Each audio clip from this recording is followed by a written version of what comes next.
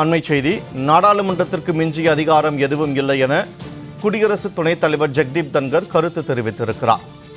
உச்சநீதிமன்றத்திற்கு எதிராக குடியரசு துணைத் தலைவர் ஜெக்தீப் தன்கர் மீண்டும் சர்ச்சை கருத்தை பதிவிட்டிருக்கிறார். அண்மை தகவலாக பார்த்து வருகிறோம். உச்சநீதிமன்றத்திற்கு எதிராக குடியரசு துணைத் தலைவர் ஜெக்தீப் தன்கர் மீண்டும் சர்ச்சை கருத்தை பதிவிட்டிருக்கிறார்.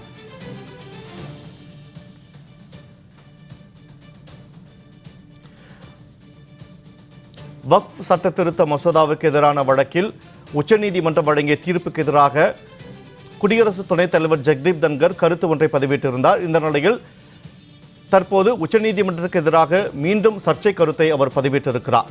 ஏற்கனவே குடியரசுத் தலைவருக்கு உத்தரவு, வக்ஃப் திருத்த சட்ட தடை உத்தரவு ஆகிய உச்சநீதிமன்றத்தின் நடவடிக்கைகளுக்கு அவர் எதிர்ப்பு தெரிவித்திருந்த நிலையில் மீண்டும் உச்சநீதிமன்றத்திற்கு எதிராக சர்ச்சையான கருத்தை அவர் பதிவிட்டிருக்கிறார். இது குறித்தான கூடுதல் தகவல்களோடு எமது சிறப்பு செய்தியாளர் யோகேஸ்வரன் இணைப்பில் இருக்கிறார். வணக்கம் யோகேஸ்வரன். உச்சநீதிமன்றத்திற்கு எதிராக குடியரசு துணைத் தலைவர் ஜெக்தீப் தன்கர் மீண்டும் சர்ச்சை கருத்தை பதிவிட்டிருக்கிறார். இந்த கருத்து குறித்தான முழு விவரங்களை பதிவு செய்யுங்கள்.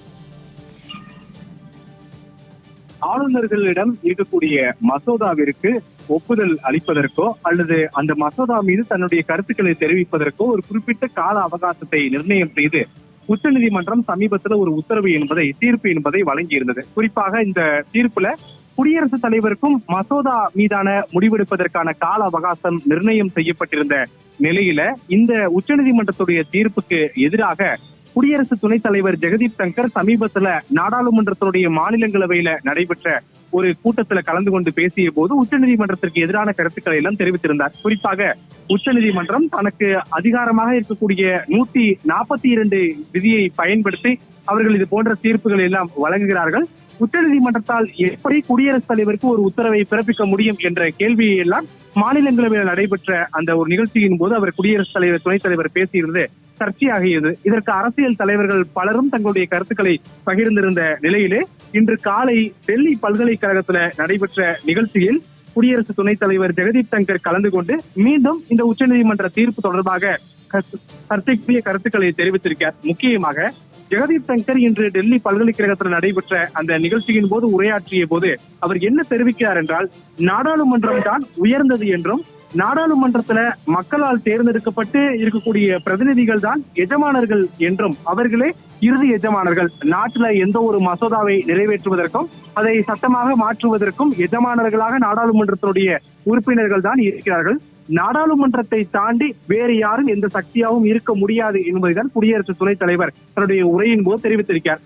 இத்தகைய கருத்து குடியரசுத் தலைவர் நாடாளுமன்றத்திற்கு இருக்கக்கூடிய அதிகாரத்தை மட்டும் குறிப்பிட்டு தெரிவித்திருந்தாலும் கூட சமீபத்துல உச்சநீதிமன்றம் வழங்கியிருக்கக்கூடிய தீர்ப்பு, உச்சநீதிமன்றத்துடைய தீர்ப்புக்கு பிறகாக குடியரசு துணைத் தலைவருடைய பேச்சுக்கள் எல்லாம் பொருத்தி பார்க்கும்போது குடியரசுத் தலைவர் மீண்டும் உச்சநீதிமன்றத்தை குறிப்பிட்டுதான் பேசுகிறார் என்பது புரிந்து கொள்ள முடிகிறது.